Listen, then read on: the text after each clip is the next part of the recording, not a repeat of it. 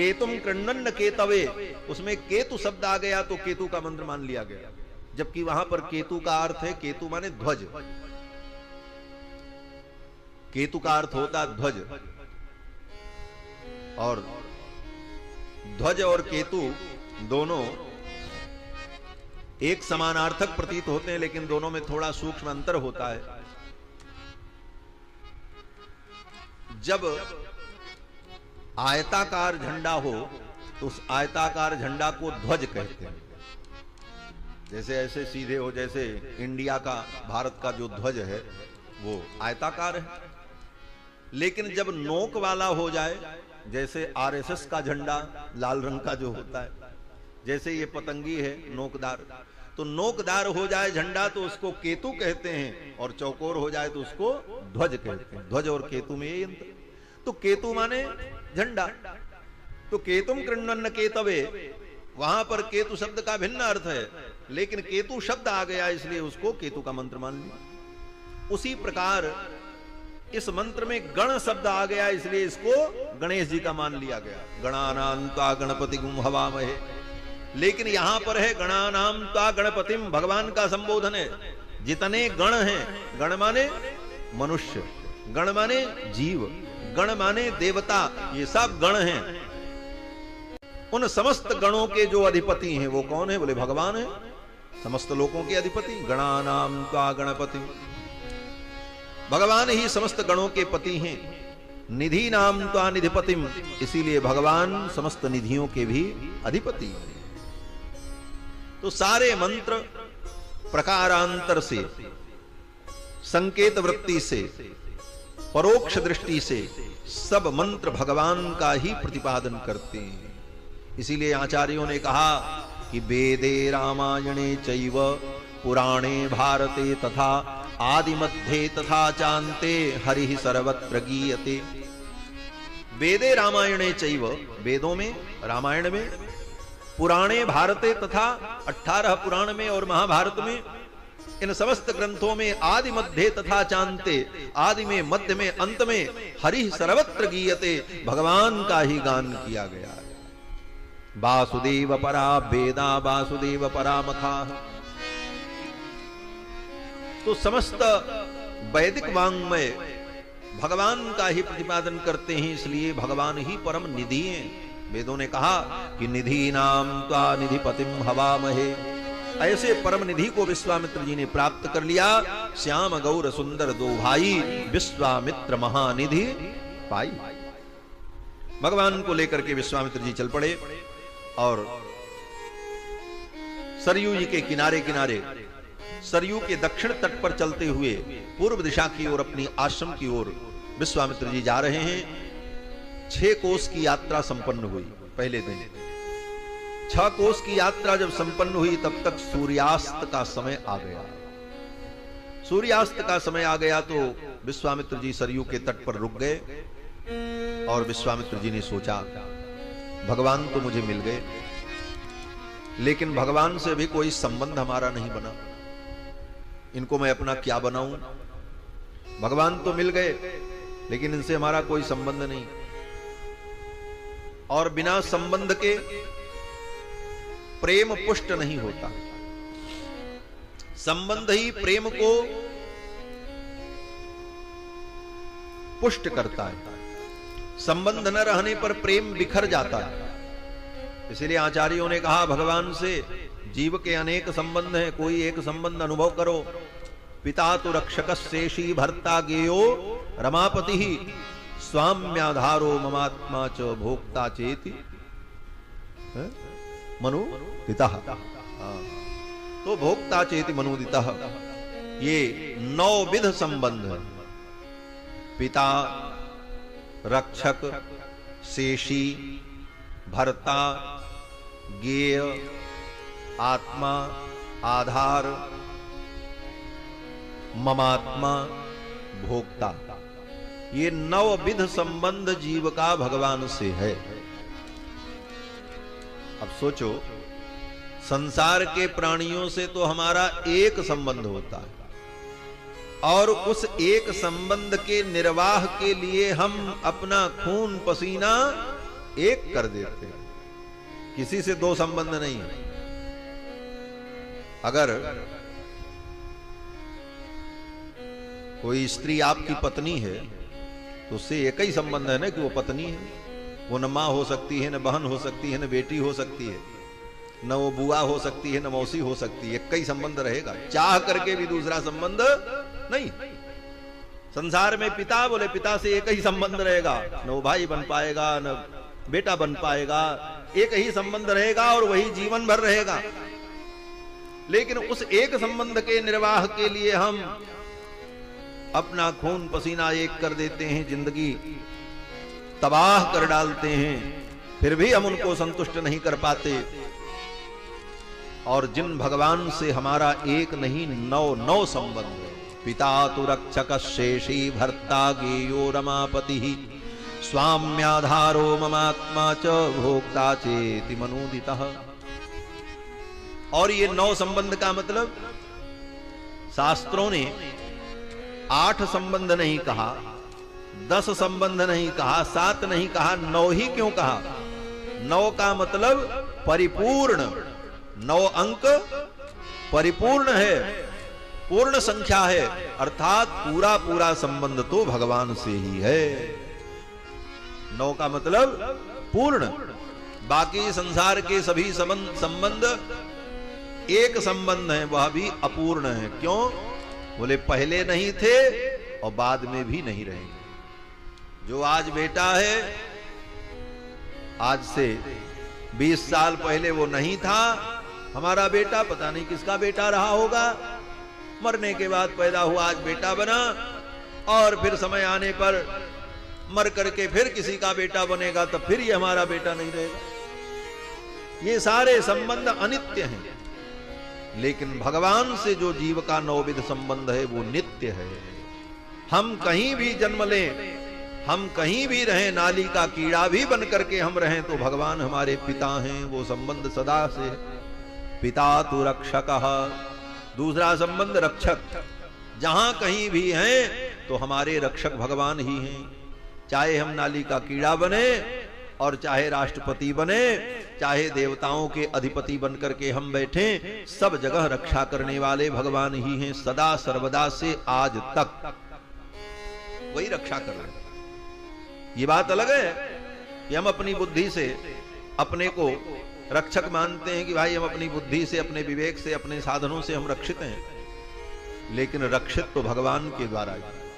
कहीं भी कोई व्यक्ति है तो उसकी रक्षा अगर हो रही है तो भगवान ही रक्षा कर रहे हैं। आप कहोगे महाराज हम अपनी रक्षा स्वयं करते हैं। बोले कब तक करते? बोले जब तक जागते रहते। थोड़े में ही अनुभव कर लो। जब तक जागते रहते हो तब तक आप सावधान हो। आपके पास संसाधन है, सब कुछ है, उसका उपयोग भी कर सकते हो। लेकिन जब 8 घंटे की गहरी निद्रा में सोते हो, उस समय आपका कौन रक्षक होता है? उस समय आपके ऊपर छतई गिर जाए, कुछ भी हो जाए, हो ही जाता है। लेकिन उस समय भी जब आप अपने रक्षा के विषय में सोच भी नहीं सकते, उस समय भी, उस क्षण भी आपकी रक्षा करने वाला जो तत्व है वही परमात्मा है। पिता तो रक्षक शेषी। और भगवान ही हमारे शेषी हैं। हम भगवान के लिए ही हैं, हम उनके ही अंश हैं। भर्ता गेयो रमापति है। भगवान ही भर्ता हैं। भर्ता माने, भर्ता का 2 अर्थ होता है। एक तो भर्ता माने भतार, पति जिसको कहते हैं, और भर्ता का दूसरा अर्थ भरतीति, जो भरण पोषण करे। अर्थ वही है। शब्दवा बोलने में बिगड़ जाता है थोड़ा थोड़ा, तो कभी कभी भयानक लगता है लोगों को, लेकिन है वही शब्द। संस्कृत में कहते हैं भरतार, और भरतार भरतार भरतार भतार ऐसे हो गया। वो उच्चारण में थोड़ा सा गड़बड़ हुआ तो वही भरतार शब्द भतार बन गया। तो भरतार का मतलब पति और भरतार का मतलब भरण पोषण करने वाला। तो पिता तो रक्षक शेषी भरता। भगवान भरता हैं। भरता माने सबका भरण पोषण करने वाले। हमारा आपका सबका भरण पोषण भगवान ही करते। इसीलिए कहा कि वैष्णव को भगवत भक्त को कभी भरण पोषण की भी चिंता नहीं करनी चाहिए, सोचना ही नहीं चाहिए। अपने आप समय पर क्या होना है वो हो जाएगा। जो जीविका मिलनी है और जिस जीविका से जीवन का निर्वाह होना है वो अपने आप विधान समय आने पर बन जाता है। उसके लिए सिर पीटने की जरूरत नहीं, अपने आप वैसी आपकी बुद्धि होगी, वही आप करोगे और वही हो जाएगा। इसीलिए आचार्यों ने कहा कि भगवत आश्रित भक्त को भोजन और वस्त्र की तो चिंता ही नहीं करनी चाहिए। भोजनाच्छादने चिंता वृथा कुर्वन्ति वैष्णवाः, योऽसौ विश्वम्भरो देवो किं स्वभक्तान् उपेक्षते। जो विश्वम्भर परमात्मा है, विश्व भरण पोषण कर जोई, वो भगवान क्या अपने भक्तों की उपेक्षा करेंगे? कदापि नहीं। जो नास्तिक को भी भोजन दे रहा है, भाई जो नास्तिक पानी पी पी करके भगवान को गाली दे रहा है, उसको भी रोटी देने वाले कौन है? भगवान ही तो। उसकी भी सांस चल रही है, वो हंस रहा है, प्रसन्न हो रहा है, खा रहा है, पी रहा है, उसको कहां से मिल रहा? परमात्मा ही तो दे रहा है। तो जो नास्तिक का भी भरण पोषण कर रहा है, वो क्या अपने भक्तों की उपेक्षा करेगा? कदापि नहीं करेगा। लेकिन विश्वास होना चाहिए। योऽसौ विश्वम्भरो देवः किं स्वभक्तान् उपेक्षते। क्या वो अपने भक्तों की उपेक्षा करेगा? अर्थात कदापि नहीं करेगा। तो भर्ता भी भगवान ही है, भरण पोषण करने वाले। पिता तु रक्षकस्येषि भर्ता गेयो रमापति ही। भगवान ही गेय है, जानने योग्य है। बाकी बहुत कुछ जानने की जरूरत नहीं। भगवान को जान लें, यही सबसे बड़ा ज्ञान है। एकेन विज्ञानेन सर्वम विज्ञातम भवति, वेद कहता है। तो ये सब संबंध जीव के परमात्मा से हैं और सब नित्य हैं, बाकी सब संबंध अनित्य हैं। अब इन संबंधों में किसी संबंध का हम स्मरण करके चिंतन करें, उस भाव से भगवान का भजन करें, यही कर्तव्य है। विश्वामित्र जी ने सोचा भगवान तो मिल गए, लेकिन भगवान से कोई संबंध नहीं बना, इनको मैं अपना क्या बनाऊं? तो विश्वामित्र जी ने सोचा इनको मैं अपना चेला बना लूं, मैं इनका गुरु बन जाऊं। और विश्वामित्र जी ने भगवान से कहा कि रामेति मधुराम वाणीम विश्वामित्रोभ्यभाषत, गृहाण वत्स सलिलम मा भूत कालस्य पर्ययः। हे राम, विलंब मत करो, जल्दी जाओ और जाकर के सरयू जल में आचमन करके प्रोक्षण करके आओ। गुरुदेव की आज्ञा भई। राम जी गए और जाकर के सरयू जल में आचमन किया। सरयू के तट पर ही बैठे थे, आचमन प्राणायाम करके आए और सामने बैठ गए। विश्वामित्र जी ने कहा राम, मैं तुमको मंत्र देने जा रहा हूं।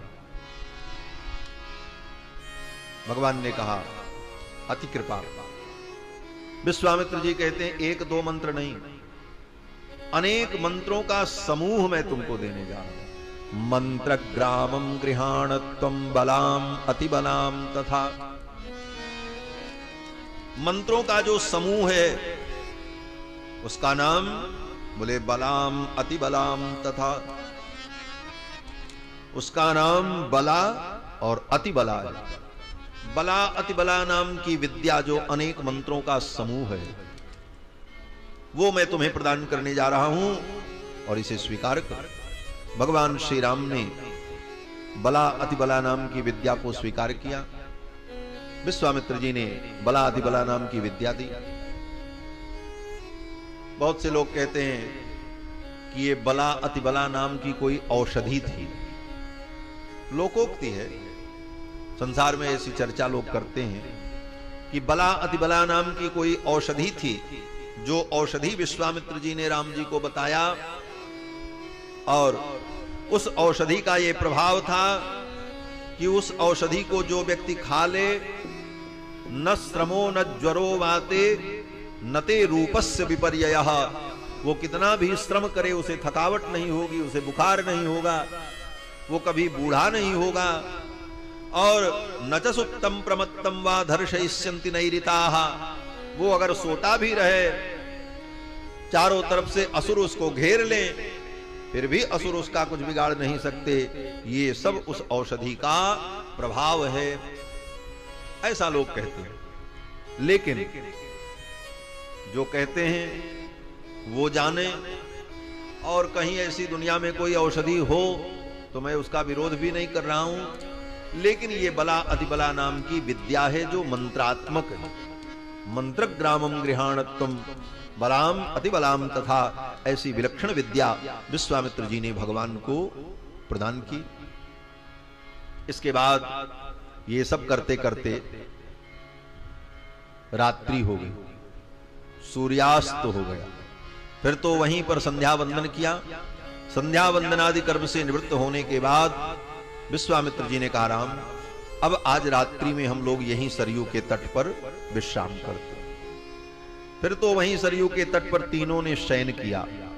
महर्षि वाल्मीकि कहते हैं कि ऊसुस्ताम रजनीम तत्र सरज्वाम ससुखम त्रयः, सुखपूर्वक तीनों ने सरयू के तट पर ही शयन किया। कैसी सुंदर झांकी है। विश्वामित्र जी महाराज की गोद में सिर रखकर राम लक्ष्मण दोनों भाई सो गए, और विश्वामित्र जी उनके मस्तक को सहला रहे हैं कि इनको नींद आ जाए, थक गए हैं बालक हैं। महर्षि वाल्मीकि ने बड़ी सुंदर झांकी प्रस्तुत की कि दशरथ नृपसूनु सत्तमाभ्याम तृणशयनेनुचिते सहोषिताभ्याम कुशिकसुत वचोनुलालिताभ्याम सुखमिव सा विभवौ विभावरी च। महर्षि वाल्मीकि कहते हैं कि देखो, दशरथ नृपसूनु सत्तमाभ्याम, जो दशरथ जी के पुत्र हैं, चक्रवर्ती सम्राट के पुत्र हैं, लेकिन आज तृण की शैया पर सोए हैं, घास पर सोए हैं, कोई मखमल का बिस्तर नहीं है। ठाकुर जी तो जिस बिस्तर पर शयन करते हैं वह पलंग भी रत्न जटित स्वर्ण मंडित। और ये महाराज आज जब देखो, आज यहां भी दर्शन करो, हमारे जगन्नाथ भगवान जब शयन करते हैं तो सोने की पलंग आती। कल हम लोग गए थे, चंदन सेवा का दर्शन कर रहे थे, उसके बाद भगवान के शयन के लिए सेवक लोग पलंग लेकर के गए, तो स्वर्ण की पलंग पर भगवान शयन करते हैं आज। और उस समय त्रेता युग में चक्रवर्ती सम्राट के महल में कैसी पलंग रही होगी। रत्न जटित पलंग पर शयन करने वाले रघुनंदन आज तृण की शैया पर सो रहे हैं। भगवान को बड़ा कष्ट हुआ होगा। महर्षि वाल्मीकि कहते हैं, हाँ भगवान अत्यंत सुकुमार हैं। कितने सुकुमार हैं? बोले मृदून कुसुमादपि, कुसुम से भी कोमल हैं। और ऐसे भगवान तृण की शैया पर सो रहे हैं, इसका कारण बोले भगवान की भक्त वत्सलता। अपने भक्तों के लिए, अपने आश्रितों के लिए भगवान सब दुख सहन करते हैं। तिनहि लागी धरि देह करऊं सब, डरऊं न सुजस न साओ। भगवान कहते हैं अपने भक्तों के लिए मैं सब कुछ करता हूं। तृण की शैया पर सोए। महर्षि वाल्मीकि को अच्छा नहीं लग रहा है। महर्षि वाल्मीकि ने लिख दिया कि तृण शयने नुचिते। तृण शयने, तृण की शैया पर सो रहे हैं। बोले शैया कैसी है? बोले अनुचिते, ये अनुचित है। तदोषिताभ्याम, लेकिन ठाकुर सो गए।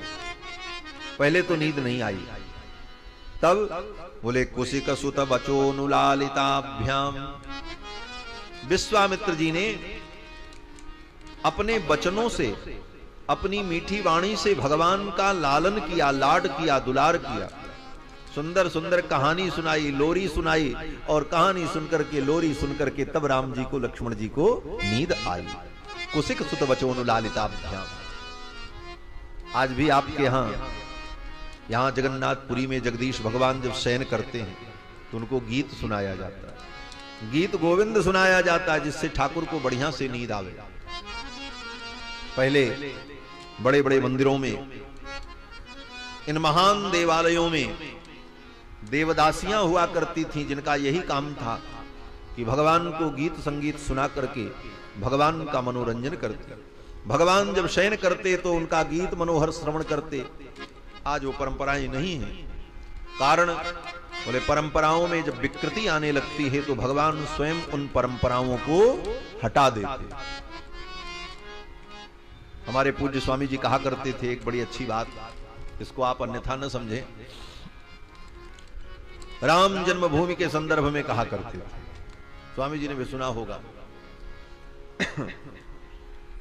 कि राम जन्मभूमि के मंदिर को म्लेच्छों ने क्यों तोड़ दिया। भगवान श्री राम जिस मंदिर में विराजमान, राम जी की जन्मभूमि, उस मंदिर को तोड़ने का साहस उनके अंदर कैसे हुआ? और यह संभव कैसे हुआ? भगवान चाहते तो टूटता, भगवान न चाहे तो एक तिनका नहीं हिल सकता। जिसके इच्छा के बिना एक तृण भी नहीं हिलता, कहते हैं भगवान की इच्छा के बिना एक पत्ता नहीं हिलता, मंदिर कैसे टूटता? बोले तब, बोले इस दृष्टि से अगर देखो तो भगवान की ही इच्छा थी तभी टूटा, नहीं तो कोई क्यों तोड़ता। अब दूसरी इच्छा देखो, मंदिर टूटा तो वहां पर उन म्लेच्छों ने मस्जिद ही बनाया। किसी ने उनको सलाह दिया था कि मस्जिद बनाओ, वो चाहते तो वहां पर लैट्रिन बाथरूम भी बना सकते थे, वहां पर कसाई घर बना देते, जहां पर गऊ की हत्या हो, ऐसा विधान भी कर सकते थे। अगर द्वेष की भावना इतनी उत्कृष्ट होती तो भाई जहां पर ऐसा पवित्र तीर्थ है हिंदुओं का, वहां पर ऐसी कोई व्यवस्था कर दी जाए कि यह पवित्र हो जाए, वहां पर लैट्रिन बना दिया जाए, टॉयलेट बना दिया जाए, पशुओं की हत्या का विधान किया जाए। लेकिन ऐसा नहीं किया, वहां पर भी ईश्वर की आराधना के लिए इबादत घर बनाया। रूप भिन्न था लेकिन ईश्वर की आराधना का ही केंद्र बनाया। क्यों? बोले यह भी ईश्वर की ही प्रेरणा थी, भगवान की प्रेरणा। कारण बोले समय आने पर भगवान की इच्छा से ऐसे परिवर्तन होते हैं। जब मंदिरों में, मठ मंदिरों में दरवाजे होते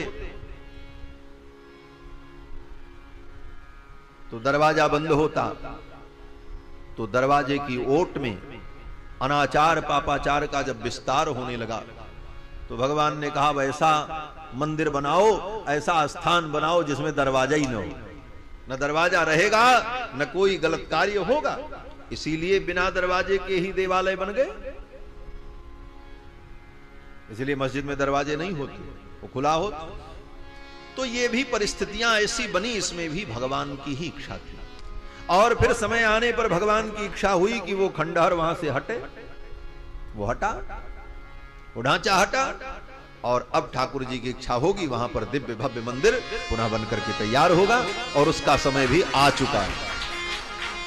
अति शीघ्र वहां पर दिव्य मंदिर का निर्माण होगा और सैकड़ों वर्षों से सनातन धर्मावलंबियों की जो एक कामना है वो पूर्ण होगी, और आने वाले समय में अयोध्या के उस प्रांगण में भव्य नव्य राम मंदिर का हम लोग दर्शन करेंगे और समर्चन करेंगे। तो ये सब लीला भगवान की इच्छा से ही हो रही है, ठाकुर का संकल्प ही मुख्य है। तो महाराज विश्वामित्र जी ने अपने वचनों से भगवान श्री राम और कुमार लक्ष्मण का लाड किया, दुलार किया। कुशिक सुत वचोनुलालिताभ्याम सुखमिवसा विभवौ विभावरीच। वो रात्रि सुख पूर्वक बीत गई। रात बीती, जब सवेरा हुआ तो विश्वामित्र जी तो उठ गए, राम जी की नींद नहीं खुली। राम जी अभी खर्राटे ही ले रहे हैं, लक्ष्मण जी भी खर्राटा ले रहे हैं, सो रहे हैं। क्यों नहीं उठे? सूर्योदय होने जा रहा है और राम जी की नींद नहीं खुली। ऐसा कैसे हो गया? राम जी तो बड़े सवेरे उठने वाले हैं। गोस्वामी जी ने कहा कि प्रात काल उठ के रघुनाथा और मातु पिता गुरु नाम ही माथा। लेकिन अभी तक सो रहे राम जी, उठे नहीं। और महर्षि वाल्मीकि तो कहते हैं कि विश्वामित्र जी को जगाना पड़ा। विश्वामित्र जी ने राम जी को हिलाया डुलाया, अरे रघुनंदन उठो, सवेरा हो गया। कौसल्या सुप्रजा राम पूर्वा संध्या प्रवर्तते, उत्तिष्ठ नरसार्दूल कर्तव्यम दैवमान्निकम। हे कौशल्यानंदन उठो, सवेरा हो गया। पूर्वा संध्या प्रवर्तते, प्रातः काल की संध्या आ गई। उठ करके अपने दैनिक कृत्य को संपन्न करो। उत्तिष्ठ नरसार्दूल कर्तव्यम दैव मान्निकम, जगाना पड़ा। उसके बाद भी राम जी उठते नहीं, कभी इधर अंगड़ाई लेते, कभी उधर ऊं करके फिर सो जाते। बड़ा स्नेह दिया है महाराज भगवान ने। विश्वामित्र जी को भगवान ये सुख प्रदान कर रहे हैं, जो सुख दशरथ जी को मिला, जो सुख गुरुदेव वशिष्ठ को मिला। क्योंकि वशिष्ठ जी के आश्रम में भी राम जी जब पढ़ने गए तो छोटे ही थे, सो जाएं तो सोते रहें तो गुरु जी जाकर के जगाते। तो जो सुख वशिष्ठ जी को दिया, जो सुख भगवान ने दशरथ जी को दिया, आज वही सुख विश्वामित्र जी को दे। और इसलिए भी कि राम जी ने सोचा कि मेरे पिताजी ने कहा है, और एक दो नहीं, सैकड़ों लोगों के बीच में सभा में कहा है कि मेरे प्राण नाथ सुत दो, तुम मुनि पिता आन नहीं को। आप ही इनके पिता हो। तो जब इनको मेरा पिता कह दिया तो अब मैं पुत्र वाली लीला इनके साथ करूं। एक बाप के साथ बेटे की जो लीला होती है, जो भाव होता है, उसी भाव से भगवान सोते रहे। विश्वामित्र जी जगाते हैं। और दूसरा कारण यह भी है। दूसरा कारण क्या है? बोले दशरथ जी ने कहा था कि हे मुनिवर, मेरे राम अभी बालक हैं और ये शाम होते ही सो जाते हैं, और सवेरे जब सूर्योदय होता है तब तक सोते रहते हैं। और निशाचर तो अर्धरात्रि में आते हैं। तो जब निशाचर आएंगे, असुर आएंगे, तो राम जी तो सोते रहेंगे, तो आपका कार्य तो होगा नहीं। ये शाम होते ही सो जाते हैं और सवेरे सूर्योदय तक सोते हैं। तो राम जी ने सोचा कि पिताजी ने कहा है तो हम भी सूर्योदय तक सोएं, नहीं तो विश्वामित्र जी कहेंगे कि दशरथ जी झूठ बोल रहे थे। तो पिताजी की बात झूठी न हो जाए, इसलिए पिता के वचन को सत्य करने के लिए सोते ही रह गए। महाराज विश्वामित्र जी को जगाना पड़ा। कौसल्या सुप्रजा राम पूर्वा संध्या प्रवर्तते, उत्तिष्ठ नरसार्दूल कर्तव्यम दैवमान्निकम। तस्यर्षे परमोदारम वचश्रुत्वा नरोत्तमौ। विश्वामित्र जी के वचन को सुनकर के राम जी उठे और उठ करके स्नान किया, संध्या वंदन किया और फिर वहां से आगे चल पड़े। विश्वामित्र जी के साथ राम लक्ष्मण चल रहे हैं। सरयू जी के तट पर होते होते उस स्थान पर पहुंचे जहां पर सरयू और गंगा का संगम होता है, बलिया जनपद में। सरयू गंगा का जहां पर संगम है, उस स्थान पर जब पहुंचे तो दोनों जलों का मिलन हो रहा था। सरयू गंगा आपस में मिल रही थी, तो जलों के मिलने से जो संघर्ष हो रहा था, ध्वनि हो रही थी, उस ध्वनि को सुनकर के राम जी ने पूछा, गुरुजी ये पानी में गड़गड़ गड़गड़ क्या हो रहा है? ये कैसी आवाज आ रही है? ये कैसी ध्वनि है? बारिणो भिद्यमानस्य किमयम तुमलो ध्वनि। ये कैसी तुमुल ध्वनि उठ रही है? अब सोचो, राम जी को इतना नहीं पता है। अब भाई दो नदियां मिल रही हैं, पानी टकरा रहे हैं, तो घर घर घर घर की आवाज हो रही। और ये जो नदी मिल रही है सरयू गंगा, बोले सरयू का पहले घाघरा नदी में, घाघरा नद में संगम होता है, फिर घाघरा और सरयू दोनों मिलकर के आगे चलते। और जिस नद का नाम ही घर घर है, जिसमें घरघराहट भरी हुई है, ब्रह्मात्मजो घर घर, ये ब्रह्मा का पुत्र है। तो घर घर नद और सरयू का ऐसा वेग, और उधर से गंगा जी, दोनों के मिलने पर वारिणो भिद्यमानस्य, जल के मिलने पर जो ध्वनि हो रही उस ध्वनि को सुनकर के राम जी पूछते हैं ध्वनि कैसी आ रही। एक साधारण आदमी समझ जाए, और राम जी तो सर्वगुण संपन्न है, फिर भी अनजान बन करके विश्वामित्र जी से पूछते। क्यों? बोले फिर वही भाव है कि विश्वामित्र जी को सुख देने के लिए, वात्सल्य रस की अनुभूति कराने के लिए भगवान ऐसी लीला करते हैं जैसे बच्चे करते हैं। आप बच्चों को बाजार लेकर के जाओ घूमने टहलने, तो बच्चे जब बाजार में जाते हैं कोई नई चीज देखते हैं तो माँ बाप से यही पूछते हैं ये क्या है, ये कौन सी चीज है, बाबूजी बाबूजी ये क्या है जरा दिखा दीजिए। तो हर चीज देखने जानने की जो सहज इच्छा होती है, उसी प्रकार से राम जी विश्वामित्र जी से पूछते हैं गुरुजी ये क्या गुड़गुड़ाहट हो रही है, ये आवाज कैसी आ रही है। विश्वामित्र जी महाराज बताते हैं। विश्वामित्र जी कहते हैं राम कैलास पर्वते राम मनसा निर्मितम सरम, कैलाश पर्वत पर ब्रह्मा जी के द्वारा निर्मित एक सरोवर है जिसका नाम मानसरोवर है। उस मानसरोवर से निकलने वाली जो नदी है उसका नाम सरयू है, और सरह प्रवृत्ता सरयू, सर से निकलने के कारण इनका नाम सरयू है। पुण्या ब्रह्म सरच्युता, और सरयू का गंगा में मिलन हो रहा है, दोनों जल के मिलने पर यह ध्वनि हो रही है। इस प्रकार विश्वामित्र जी सब कुछ बताते हैं। कोई बढ़िया सुंदर फूल खिला हो तो राम जी दौड़े दौड़े जाते उस फूल को तोड़ लेते और आकर के लाकर के गुरुजी से कहते गुरुजी ये कौन सा फूल है, इसका क्या नाम है। जिनको सब कुछ मालूम है लेकिन फिर भी सुख प्रदान करने के लिए ऐसी लीला करते हैं। श्री गोस्वामी जी महाराज लिखते हैं कि पैठत सरनि सिलनि चढ़ चितवनी, पैठत सरनि, रास्ते में जाते समय कोई तालाब दिखाई पड़ा तो दौड़ करके राम जी उस तालाब में घुस जाए पानी में। क्यों? बोले कमल खिले हैं कमल तोड़ने के लिए। पैठत सरनि सिरनि चढ़ चितवनी, कोई पर्वत पहाड़ दिखाई पड़े, कोई ऊंचा टीला, उस पे चढ़ जाएं और वहां से चढ़ करके चारों तरफ का नजारा देखने लग जाएं। खग मृग वन रुचिराई, मृग पशु पक्षी और वन की रुचिरता को देखकर भगवान आनंदित होते।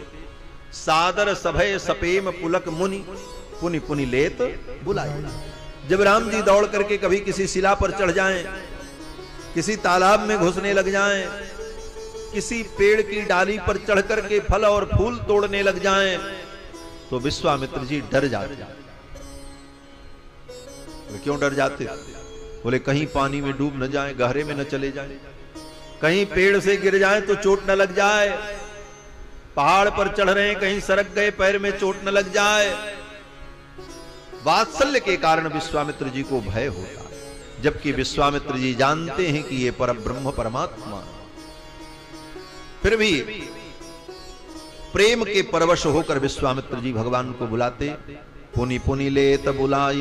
फिर राम जी आ जाते, फिर मीठी डांट भी लगाते विश्वामित्र जी, देखो राम ठीक ठीक चलो, इधर उधर मत दौड़ो, ये जंगल है, रास्ता तुम्हें मालूम नहीं है, कहीं कुछ गड़बड़ हो जाएगा। तो राम जी कहते जी गुरु जी ठीक है गुरु जी। इस प्रकार आनंद पूर्वक विश्वामित्र जी भगवान को लेकर के जा रहे थे।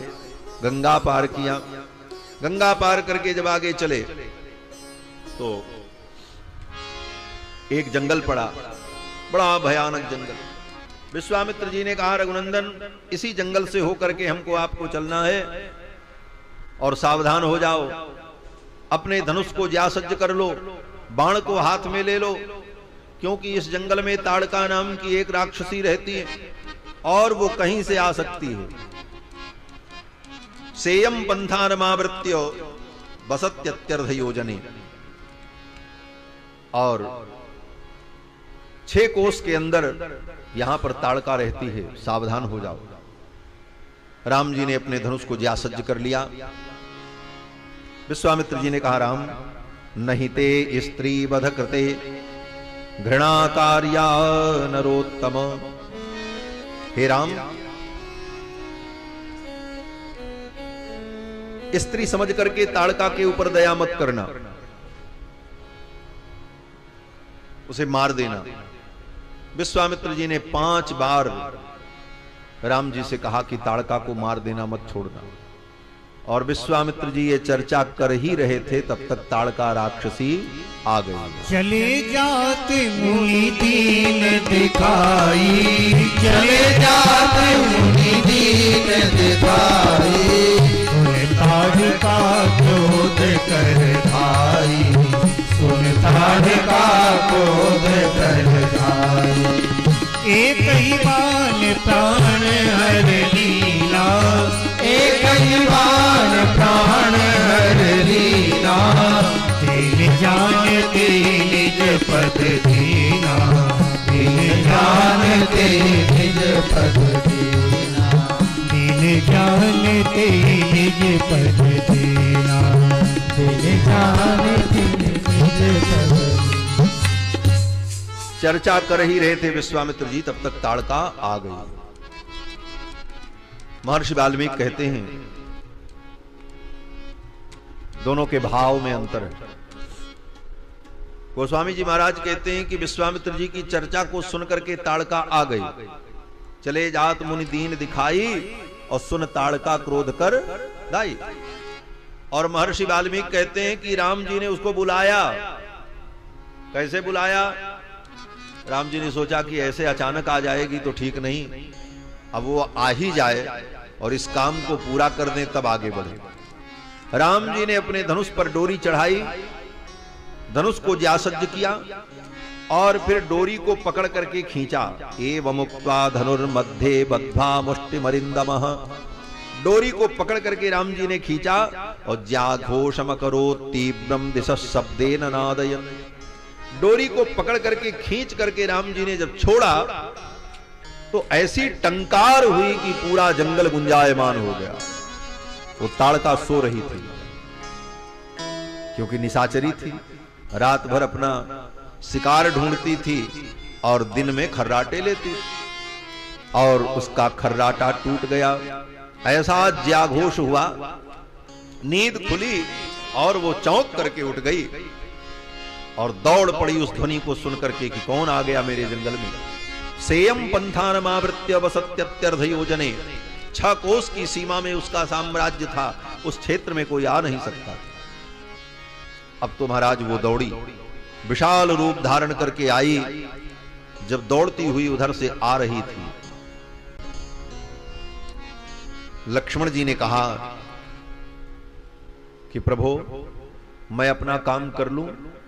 राम जी ने कहा हाँ कर लो। लक्ष्मण जी ने अपनी तैयारी कर ली। क्या तैयारी? बोले लक्ष्मण जी का काम है कोई राक्षसी आ जाए तो उसका नाक कान काट लेना। तो ताड़का का भी नाक कान काटने के लिए लक्ष्मण जी तैयार हो गए, अपने तलवार को लेकर के एकदम तैयार है कि आवे हम काटें। तब तक तो महाराज वो गर्जना करती हुई दौड़ पड़ी।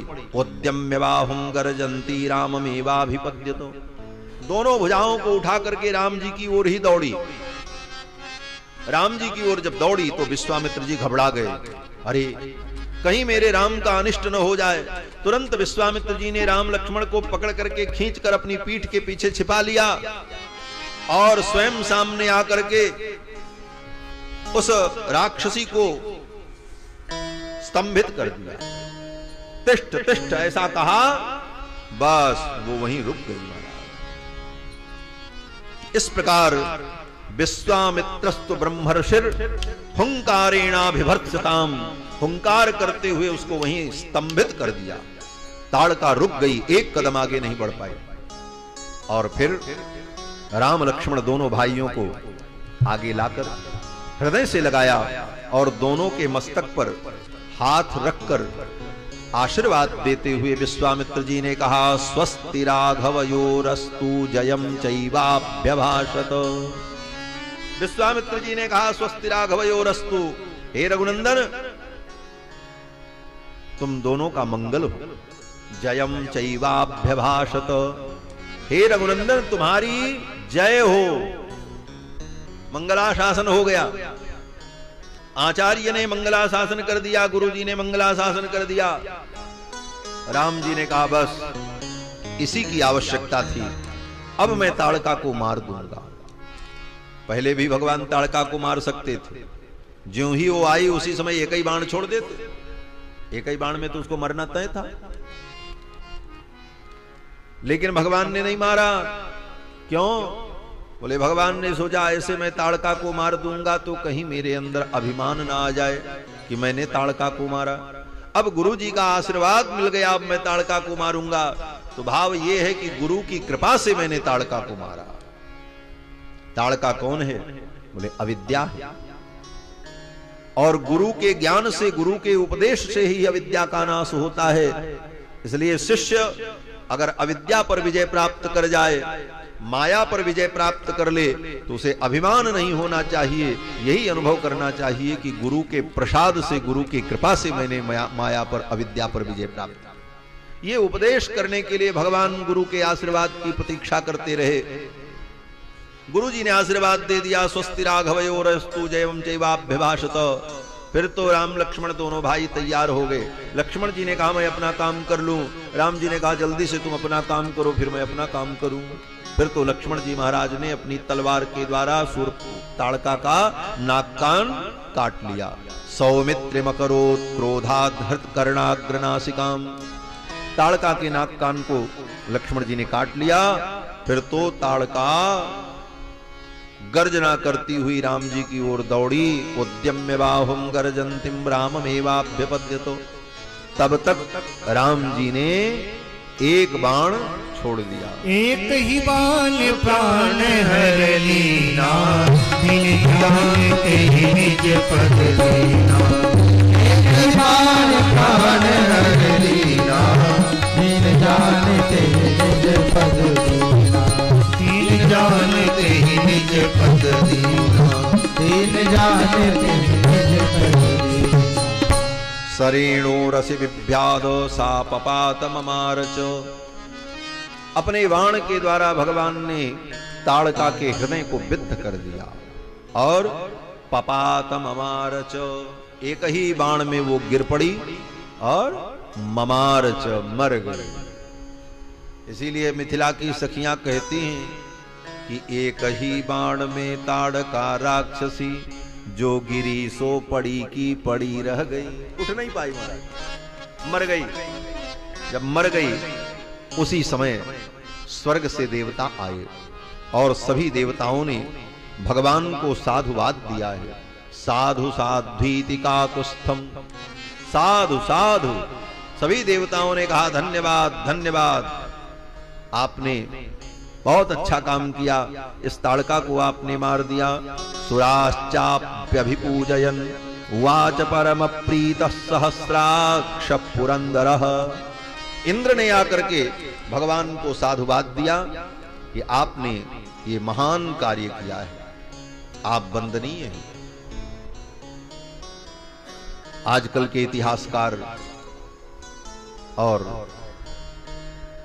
कुछ लेखक लिखते हैं कि वाल्मीकि महर्षि ने जिन राम का चरित्र वर्णन किया है वो राम मर्यादा पुरुषोत्तम राम है, वो भगवान नहीं। महर्षि वाल्मीकि ने तो एक उत्तम नायक के चरित्र का वर्णन किया। वाल्मीकि ने राम को भगवान के रूप में नहीं स्थापित किया। ये तो गोस्वामी तुलसीदास जी ने अपने रामायण के माध्यम से भगवान श्री राम को भगवान के रूप में प्रतिष्ठित किया। बोले ये बात आधी सही है, आधी गलत है। आधी बात सही ये है कि गोस्वामी तुलसीदास जी ने भगवान श्री राम को भगवान के रूप में प्रस्तुत किया और महर्षि वाल्मीकि ने राम को भगवान के रूप में प्रस्तुत नहीं किया, ऐसा कहना गलत है। भगवान श्री राम को परब्रह्म परमात्मा के रूप में महर्षि वाल्मीकि ने आदि से लेकर के अंत तक वाल्मीकि रामायण में सर्वत्र स्थापित किया। प्रारंभ में ही देखो जिन जिन गुणों का वर्णन महर्षि वाल्मीकि ने किया कि इन गुणों से संपन्न पुरुष कौन है, तो नारद जी ने कहा इक्ष्वाकु वंश प्रभवो रामो नाम जनैः सुतः। वो सारे दिव्य गुण परमात्मा में ही हो सकते हैं किसी साधारण मनुष्य में नहीं होती। फिर बालकांड में ही जब दशरथ जी के यज्ञ का प्रसंग आया तो वहां पर भी महर्षि वाल्मीकि कहते हैं कि देवताओं के प्रार्थना पर भगवान पुत्र बनने को तैयार हुआ। फिर आगे जब भगवान प्रकट होते हैं तो फिर महर्षि वाल्मीकि कहते हैं कि प्रोद्यमाने जगन्नाथम सर्वदेव नमस्कृतम। ये कौन प्रकट होने जा रहे हैं? बोले जगत के स्वामी परमात्मा।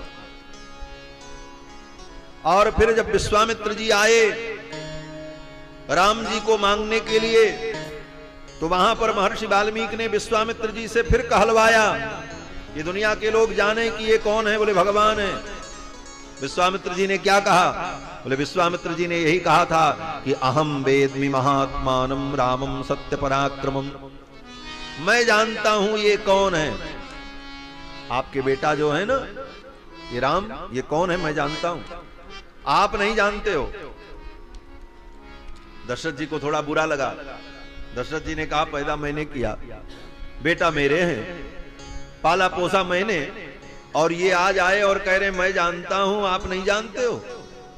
कोई व्यक्ति आवे और बाप से कहे भाई आपका बेटा जो है इसको आप नहीं जानते हो, हम जानते हैं, तो बाप क्या कहेगा? भाई क्या बात है। विश्वामित्र जी ने यही कहा कि अहम वेद्मि महात्मानं रामं सत्य पराक्रमम। तो दशरथ जी ने कहा ये तो आप अतिशयोक्ति बोल रहे हैं। विश्वामित्र जी ने कहा राजन मैं ठीक कह रहा हूं, ये आपके बेटा हैं, आपके पुत्र बनकर के आए, 12 वर्ष से आपने इनका दर्शन किया, लाड प्यार किया, दुलार किया, लेकिन ये कौन है इनको आप भी नहीं जानते। मैं जानता हूं। कारण? बोले हीरा तो किसी को मिल सकता है, उसके भाग्य के ऊपर प्रारब्ध हो, भाग्य हो, हीरा किसी को मिल जाए, लेकिन उसकी पहचान तो जौहरी की ही होती। इसलिए विश्वामित्र जी ने कहा अहम वेद्मि, मैं जानता हूं, और इनको जानने वाले सीमित लोग हैं। कौन जानते हैं? विश्वामित्र जी कहते हैं कि अहम वेद्मि महात्मानं रामं सत्य पराक्रमम वसिष्ठोपि महातेजा। ये आपके दरबार में जो बैठे वशिष्ठ जी हैं, बूढ़े बाबा, ये जानते हैं। हाँ ये जानते हैं ठीक ठीक। और बोले ये चेमे तपसि स्थिता, और ये जो आपके यहां जाबाली, मार्कंडेय, असित, देवल, कात्यायन, ये जैसे महामुनि बैठे हैं, ये लोग जानते हैं ये कौन है। तो ये पंक्ति विश्वामित्र जी के मुख से जो प्रकट हुई, ये भगवान के परत्व का सूचन कर रही है। वहां पर भी महर्षि वाल्मीकि ने कहा ये परम तत्व है। और यहां पर जब भगवान ने ताड़का का वध कर दिया तो देवताओं के अधिपति इंद्र भी आकर के इनकी स्तुति कर रहे हैं। इसका मतलब बोले ये सबके अधीश्वर परमात्मा है, देवाधिदेव हैं। इसलिए पुरंदर ने आकर के स्तुति की, सुराश्च सर्वे संहृष्टा विश्वामित्रमथा ब्रुवन् मुने कौशिक भद्रम ते सेन्द्राः सर्वे मरुद्गणाः। सभी देवताओं ने आकर के भगवान की स्तुति की, साधुवाद दिया। विश्वामित्र जी को भी धन्यवाद दिया कि आपने बड़ी कृपा की। इस प्रकार एव मुक्ता सुरा सर्वे जगमुर हृट्टा विहायसम। प्रसन्न होकर के देवता लोग अपने स्वर्ग चले गए। विश्वामित्र जी ने कहा राम अब आज रात्रि में हम लोग यहीं इसी वन में निवास करते। उसी ताटका वन में एक रात्रि निवास किया। उवास रजनीम तत्र ताटकाया बने सुखम। सुख पूर्वक ताटका वन में एक रात्रि व्यतीत किया। दूसरे दिन प्रातः काल वहां से फिर चले। चलते समय विश्वामित्र जी ने सोचा कि बाकी जो अस्त्र शस्त्र विद्याएं हैं वो भी मैं राम को प्रदान कर दूं। फिर तो विश्वामित्र जी ने संपूर्ण विद्याएं राम जी को प्रदान कर दी। धर्म चक्र, काल चक्र, विष्णु चक्र, इंद्र चक्र, वज्र, अशनी, गदा, शूल और अनेक प्रकार के दिव्यास्त्र, ये सब विश्वामित्र जी ने संकल्प पूर्वक राम जी को प्रदान कर दिया। सारे अस्त्र शस्त्रों को, समस्त विद्याओं को जब प्रदान कर दिया तो सारी विद्याएं एक दो नहीं थी महाराज, कई श्लोकों में उन विद्याओं का, उन शस्त्रों का महर्षि वाल्मीकि ने वर्णन किया। पैशाचमस्त्रम दैतम मोहनम नाम नामतः प्रतीक्ष नरसार्दूल राजपुत्र महायशः मादनम चैव दुर्धर्षम कंदर्पदैतम सखा मादनास्त्र मोहनास्त्र वशीकरणास्त्र सब जीवन भर की अर्जित समस्त विद्याओं को विश्वामित्र जी ने राम जी को अर्पित कर दिया। और वो विद्याएं, वो अस्त्र शस्त्र दिव्य थे। ऐसा नहीं था कि उनको कंधे पे लाद करके ढोना था। आज का एक शस्त्र बहुत बढ़िया राइफल बंदूक भी मिल जाए तो उसको कंधे पे रख करके ढोना पड़ता है और 20 किलो का बोझा ढोते रहो है? लेकिन ये जो अस्त्र शस्त्र थे कैसे थे? बोले दिव्य थे और ये देवमय थे महाराज। देवता के रूप में ये सब अस्त्र शस्त्र प्रकट हो गए, सामने खड़े हैं। और सभी अस्त्र शस्त्रों ने भगवान की प्रार्थना की। जपतस्तु मुनेस्तस्य विश्वामित्रस्य धीमतः उपतस्थुर्महार्हाणि सर्वाण्यस्त्राणि राघवम्। विश्वामित्र जी के मंत्रोच्चारण मात्र से वो सभी अस्त्र शस्त्र मूर्तिमान होकर के देवता के रूप में राम जी के सामने खड़े हुए। और उन सभी अस्त्र शस्त्रों ने राम जी से कहा कि आप हमें स्वीकार करें, हम आपकी सेवा में उपस्थित हैं। तो राम जी ने उन अस्त्र शस्त्रों से, विद्याओं से कहा कि मानसा में भविष्यध्वम इति तान्यभ्यचोदयत्। राम जी ने कहा, हे विद्याओं, हे अस्त्र शस्त्र, आप सब मेरे मन में प्रतिष्ठित हो जाओ। मानसा में भविष्यध्वम, मेरे मन में आ जाओ। वो सब दिव्य अस्त्र शस्त्र थे, सब भगवान के मन में सूक्ष्म रूप से प्रवेश कर गए। ततः प्रीतिमना रामो विश्वामित्रम महामुनिम अभिवाद्य महातेजा गमनायोपचक्रमे। सारे अस्त्र शस्त्र सूक्ष्म रूप से भगवान के मन में प्रतिष्ठित हो गए। अब जब जरूरत पड़ेगी राम जी मन में संकल्प करेंगे, वो अस्त्र प्रकट हो जाए। विश्वामित्र जी ने सब विद्याएं राम जी को प्रदान कर दी और समस्त अस्त्र शस्त्र प्रदान करने के बाद राम जी को और लक्ष्मण जी को लेकर के विश्वामित्र जी आश्रम में आते हैं। आयुध सर्व समर्पिके निज प्रभु आश्रम आनी। आयुध सर्व समर्पिके प्रभु निज आश्रम आनी। कंद मूल फल भोजन दीन भगत हित जानी। कंद मूल फल भोजन दीन भगत हित जानी। हाँ दीन भगत हित जानी। हाँ दीन भगत हित जानी। भगवान विश्वामित्र जी के आश्रम में पहुंच गए। ऋषि मुनियों ने भव्य स्वागत किया और पहुंचते ही राम जी ने कहा कि अद्यैव दीक्षाम प्रविश, आज ही आप दीक्षा लीजिए और अपना यज्ञ शुरू करिए। ये नहीं कि 2 दिन बाद दूसरा चेला होता तो यही कहता, गुरुजी इतनी दूर से यात्रा करके थक करके आए हैं, अब 1-2 दिन आराम कर लें, फिर कल से आपका काम हम करेंगे।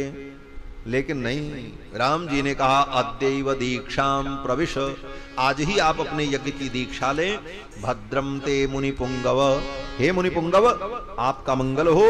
सिद्धाश्रमोयम सिद्ध स्यात्, आज ये सिद्धाश्रम हो जाए।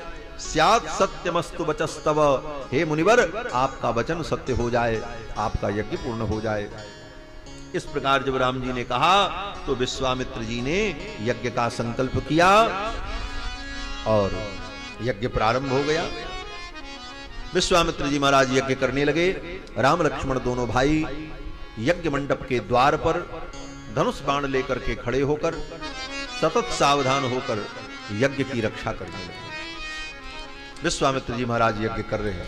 होम करने लागे मुनि झारी। होम करने लागे मुनि झारी। आप रहे मत की रखवारी। आप रहे मत की रखवारी। सुन मारी चिलिसाचर जोगी। सुन मारी चिलिसाचर जोगी। ले सहाय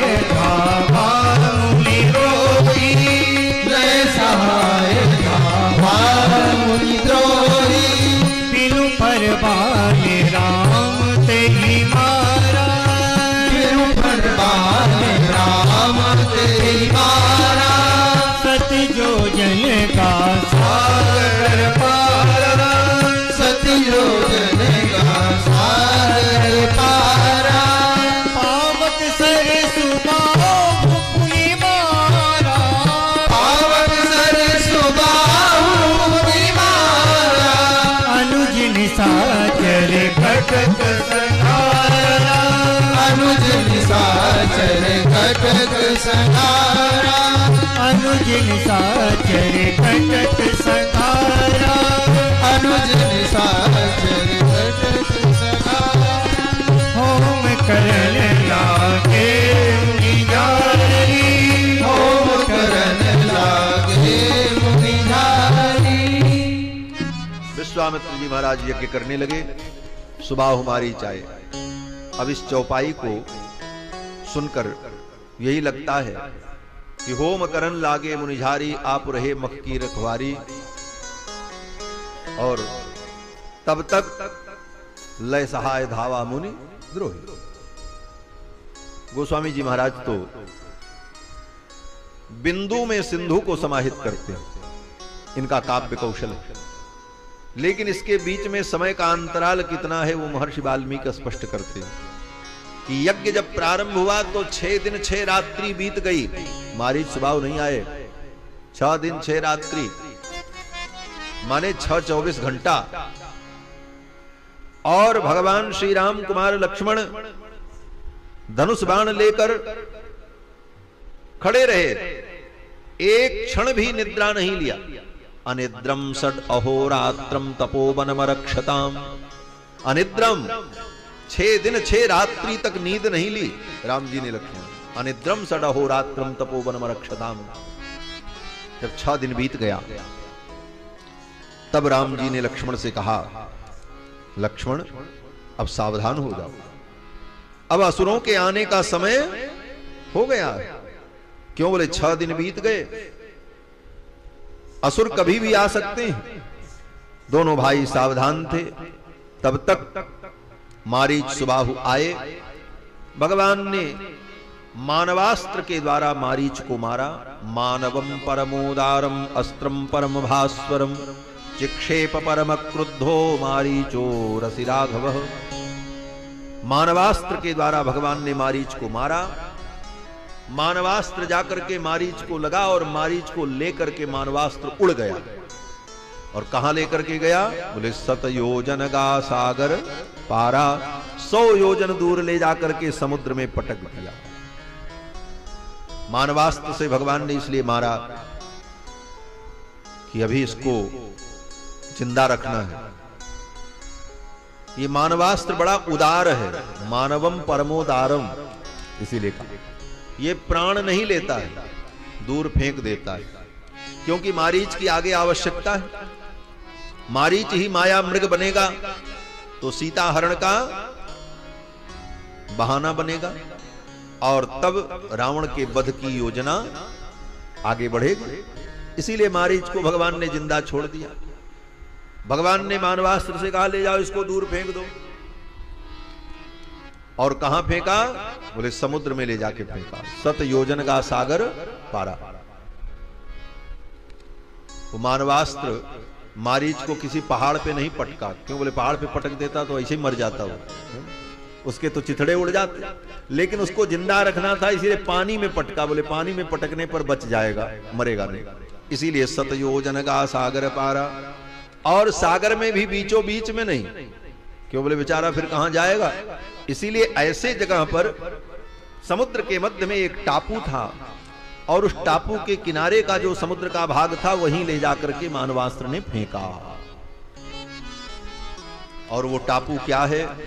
बोले जहां पर मारीच गिरा फिर वहीं वो रह गया, उसी टापू में। वही देश है आज भी, उसका नाम मारिशस। मारिशस नाम का जो देश है, मारीच को वहीं फेंका। और फिर मारीच तो फिर वहां से लौट के आया नहीं। और सुबाहु को भगवान ने आग्नेयास्त्र से मारा। बाकी जितने असुर थे उनको लक्ष्मण जी महाराज ने मार डाला। इस प्रकार असुरों का संहार किया। विश्वामित्र जी का यज्ञ पूर्ण हुआ। पूर्णाहुति करने के बाद विश्वामित्र जी महाराज जब यज्ञ मंडप से बाहर निकले तो राम लक्ष्मण दोनों भाइयों ने विश्वामित्र जी के चरणों में प्रणाम किया। प्रणाम करके जब खड़े हुए तो विश्वामित्र जी ने कहा, कृतार्थोस्मि महाबाहो। हे रघुनंदन, हे महाबाहु, आज मैं कृतार्थ हो गया। कृतम गुरु वचस्त्वया, तुमने गुरु के वचन का पालन किया। सिद्धास्त्रम इदम सत्यम, आज ये सिद्धाश्रम सत्य हो गया। आज ये सही में सिद्धाश्रम हो गया, आज तक मुझे कभी सिद्धि की प्राप्ति नहीं हुई थी। फिर तो विश्वामित्र जी बड़े प्रसन्न हुए। कुछ दिन तक भगवान विश्वामित्र जी के आश्रम में रहे और उसके बाद तह पुनि कछुक दिवस रघुराया और रहे कीन विप्रन पर दाया। कुछ दिन तक विश्वामित्र जी के आश्रम में भगवान ने निवास किया और उसी समय जनकपुर से पत्रिका आई कि महाराज जनक धनुष यज्ञ कर रहे हैं। उस यज्ञ में बुलावा आया, निमंत्रण आया। तो विश्वामित्र जी ने राम जी से कहा, राम यहां से जनकपुर नजदीक है और विदेहराज जनक का निमंत्रण आया है, वहां पर धनुष यज्ञ है और मुझे उस धनुष यज्ञ में जाना है। राम अगर तुम भी चलना चाहो तो बड़ी अच्छी बात होगी। वहां एक अद्भुत धनुष देखने को मिलेगा, अद्भुतम च धनुरत्नम, विलक्षण धनुष देखने को मिलेगा और अनेक राजा आएंगे और बड़ा आनंद होगा। विश्वामित्र जी ने जब इस प्रकार कहा तो धनुष यज्ञ की चर्चा सुनकर के भगवान श्री राम बड़े प्रसन्न हुए और मिथिला की यात्रा करने को तैयार हो गए। धनुष यज्ञ सुनि रघुकुल नाथा, धनुष यज्ञ सुनि रघुकुल नाथा, हर्ष चले मुनि वर के साथा, हर्ष चले मुनि वर के साथा, धनुष यज्ञ सुनि रघुकुल नाथा, धनुष यज्ञ सुनि रघुकुल नाथा, रघुकुल नाथा, रघुकुल नाथा। धनुष यज्ञ सुनकर के भगवान चल पड़े। रास्ते में विश्वामित्र जी ने भगवान को अनेक कथाएं सुनाई जिससे मार्ग सुगम हो जाए और आनंद भी आवे। अनेक कथाएं विश्वामित्र जी ने सुनाई हैं, गंगा की उत्पत्ति की कथा और सगर के पितरों का उद्धार, ये सब कथा, भगीरथ जी के द्वारा गंगा का अवतरण, ये सब कथा सुनाते हुए विश्वामित्र जी महाराज भगवान को लेकर के चले हैं और पहुंच गए जनकपुर की सीमा में। जनकपुर की सीमा में जब पहुंच गए तो मिथिला में ही एक उपवन था। मिथिलोपवने तत्र आश्रमम दृश्य राघव। मिथिला के उपवन में एक बड़ा सुंदर आश्रम था, निर्जन था, वहां कोई जीव जंतु नहीं था, लेकिन बड़ा रम्य और सुंदर था। पुराणम निर्जनम रम्यम, पुराना था, निर्जन था और रमणीय भी था। पप्रच्छ मुनि पुंगवम। विश्वामित्र जी से राम जी ने पूछा, गुरुदेव ये कैसा आश्रम है, इतना सुंदर, इतना रमणीय, लेकिन यहां पर कोई है ही नहीं। खग मृग जीव जंतु तह नहीं, वहां कोई खग मृग पशु पक्षी भी नहीं थे, कोई चिड़िया भी वहां नहीं थी, एक परिंदा भी नहीं। ऐसे आश्रम को देख करके राम जी ने पूछा तो विश्वामित्र जी ने सारी कथा सुनाई। विश्वामित्र जी कहते हैं, राम ये महर्षि गौतम का आश्रम है।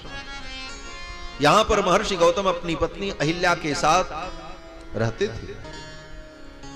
अहिल्या का एक अपराध ऐसा विलक्षण हो गया, कठिन हो गया कि उस अपराध के कारण विश्वामित्र जी ने अहिल्या को शाप दे दिया।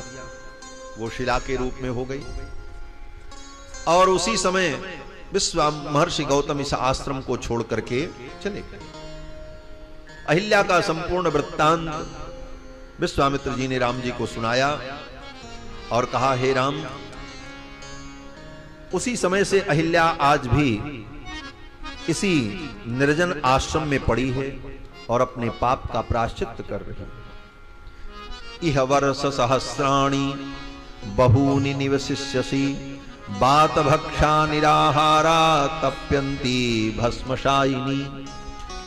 निराहार रहकर भूमि पर शयन करती हुई हजारों वर्ष तक तू अपने पाप का प्रायश्चित करेगी, ऐसा शाप दिया था महर्षि गौतम। अहिल्या चरणों में गिर पड़ी, मुनिवर मेरा उद्धार कब होगा? तो गौतम महर्षि ने कहा कि अदृश्या सर्वभूतानाम आश्रमेस्मिन् वसिष्यसि, तू अदृश्य होकर यहीं रहेगी, तो किसी को दिखाई नहीं पड़ेगी। लेकिन यदा त्वेतद् वनं घोरम रामो दशरथात्मजः, जिस दिन दशरथ नंदन राम इस वन में, इस आश्रम में आ जाएंगे, आगमिष्यति दुर्धर्षस्तदा पूता भविष्यति, उनके दर्शन मात्र से तू पवित्र हो जाएगी और तेरा उद्धार होगा। विश्वामित्र जी कहते हैं राम, ये वही आश्रम है और यहीं पर अहिल्या शिला के रूप में अदृश्य होकर के पड़ी है, इसलिए हे राम अहिल्या का उद्धार करो। विश्वामित्र जी कहते हैं कि तारयिनाम महाभागाम अहिल्याम देवरूपिणी, तारयिनाम, ए नाम तारय, इसका उद्धार करो। महाभागाम अहिल्याम, अहिल्या को विश्वामित्र जी क्या कहते हैं? बोले महाभाग्यशालिनी, तारयिनाम महाभागाम अहिल्याम, इस महाभाग्यशालिनी का उद्धार करो। महाभाग्यशालिनी, इतना बड़ा विशेषण अहिल्या के लिए, जिस अहिल्या को महर्षि वाल्मीकि कहते हैं मतिम चकार दुर्मेधा, दुर्बुद्धिशालिनी, क्या क्या नहीं कहा। विश्वामित्र जी कहते हैं अरे ये तो महाभाग्यशालिनी है, तारयिनाम महाभागाम अहिल्याम। बोले पहले तो महाभाग्यशालिनी नहीं थी, लेकिन आज ये महाभाग्यशालिनी जरूर हो गई। इसका महाभाग्य क्या है? बोले स्वयं भगवान चल करके इसका उद्धार करने के लिए इसके द्वार तक आए, इससे बड़ा महाभाग्य और क्या होगा। अहिल्याम महाभागाम तारयिनाम। महाराज विश्वामित्र जी कहते हैं देवरूपिणी, ये तो देवरूपिणी है। देवरूपिणी क्यों है? बोले देवता का दर्शन किसको होता है? बोले जो देवतुल्य हो जाता है, जिसमें दिव्यता होती वही दिव्य का दर्शन कर पाता है। कहते हैं भगवान परम दिव्य हैं और उन परम दिव्य को देखने के लिए आंखें भी दिव्य हो जाएं तभी ना दिखेंगे। इस चर्म चक्षु से भगवान थोड़ी दिखते हैं। इसीलिए भगवान ने अर्जुन से कहा कि दिव्यम ददामि ते चक्षुः, मैं आपको दिव्य दृष्टि दूंगा तब तुम मुझे देख पाओगे। तो भगवान को देखने के लिए जब तक दिव्यता न हो, तो आज भगवान का दर्शन अहिल्या कर रही है, इसलिए देवरूपिणी, ये भी दिव्य हो गई, देवमय हो गई, देवस्वरूपिणी हो गई। विश्वामित्र जी कहते हैं इस अहिल्या का उद्धार करो। और तब तक भगवान ने गुरुदेव की आज्ञा मान करके अहिल्या का उद्धार किया। शिला रूप में जो अहिल्या थी, भगवान ने अपने चरण रज से उसको दिव्यता प्रदान की। अहिल्या सुंदर स्त्री के रूप में प्रकट हो गई और भगवान के चरणों में प्रणाम करते हुए अहिल्या ने बड़ी सुंदर स्तुति की।